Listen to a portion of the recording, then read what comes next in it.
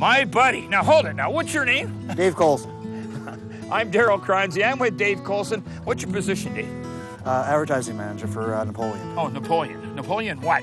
Napoleon Barbecues. Okay, that's the last push you're going to get. Listen, I'm with Dave Colson, Napoleon Barbecues. We're on a small lake in Ontario, and we're going to get a lot of smallmouth like this. I'm hoping. I'm going to let him go, Dave. I'm going fishing all the time, and my baby's going fishing too. Bet your life that your sweet wife can catch more fish than you. Any fish will bite if you got the right bait. Now here's a little something that I'd like to relate. With my pole and my line, I'm going fishing. Yes, I'm going fishing. My baby's going fishing too. Going Fishing with Daryl Cronzy is brought to you in part by Yamaha. Reliability with every turn of the key. G3 Boats, a Yamaha boat company. Abu Garcia, for life. Berkeley, catch more fish. And by Daryl Cronzy's Canadian Fisherman's Breading and Batter Mix.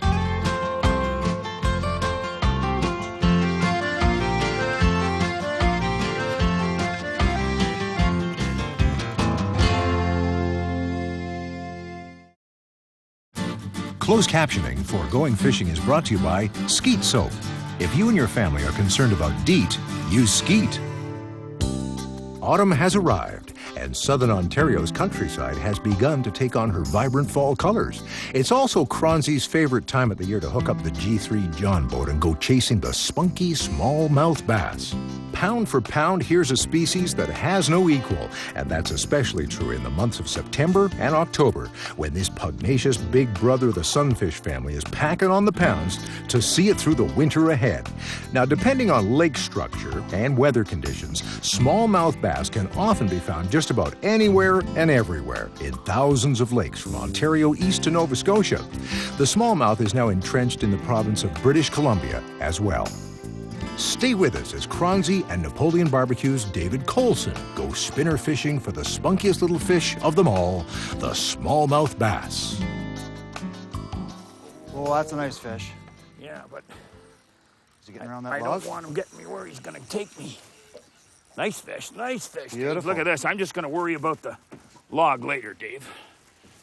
You know what? I just tossed that up against that branch there. Whoa, look at the size of that. Good smallmouth, eh? Real nice smallmouth. I'm going to start using your rod. I just have to pick one up with a Mepson. What can I say? I'm not going to worry about these trees right now, Dave. Now, Don't worry about that fish. that's what some of these Ontario lakes have got. Boy, have they got nice smallmouths. Hey, look at this. I'm going to bump into this tree, but I'm not that worried. Wow. Nice smallmouth. Is that a nice smallmouth Look or at the what, size Dave? of that. Hey? Is that a dandy? Open up, mister. Oh. Whoa. Now, is that a honey of a smallmouth? No, that's a fish. Now, tell me Mep spinners don't catch bass. Look at that. Nice fish, eh, Dave? Beautiful. Hey? Good size. Early autumn, Ontario smallmouth bass. Is that a dandy? Lovely. I'm going to let him go. Well, let me know where so I can get him. He's gone back down into the trees.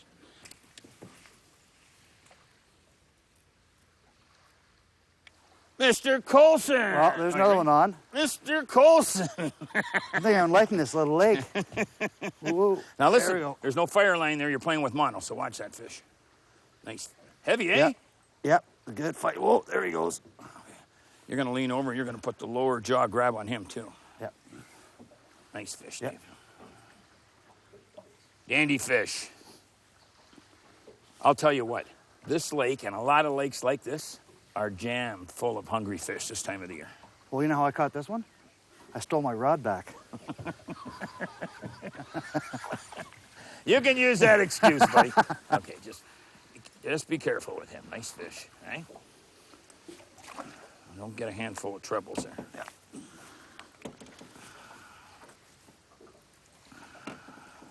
There you go, you got them.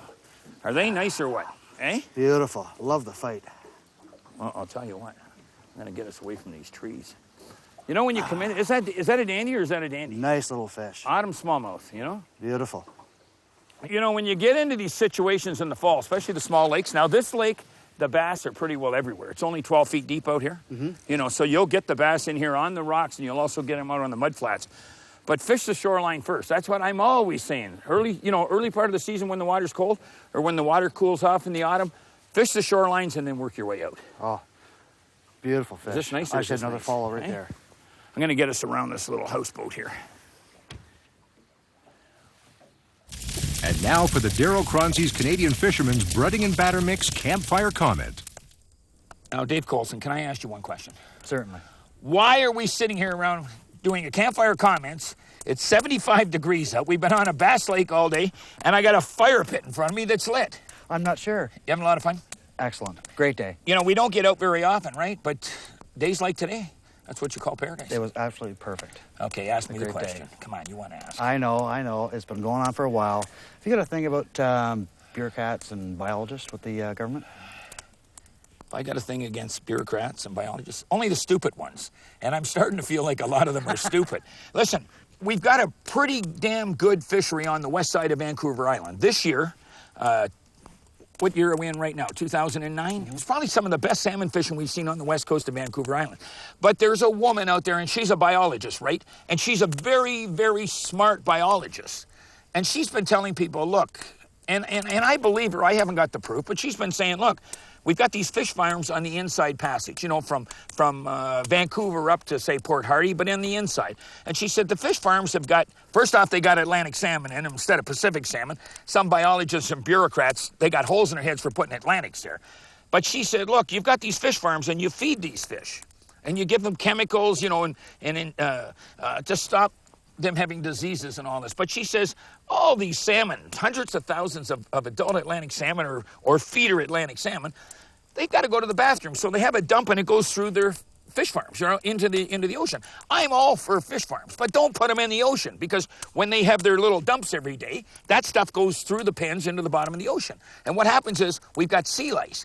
And this Alexandra Morton, who I think, I'll call her Alex, is one of the smartest women I've ever met, one of the smartest bios I've ever met.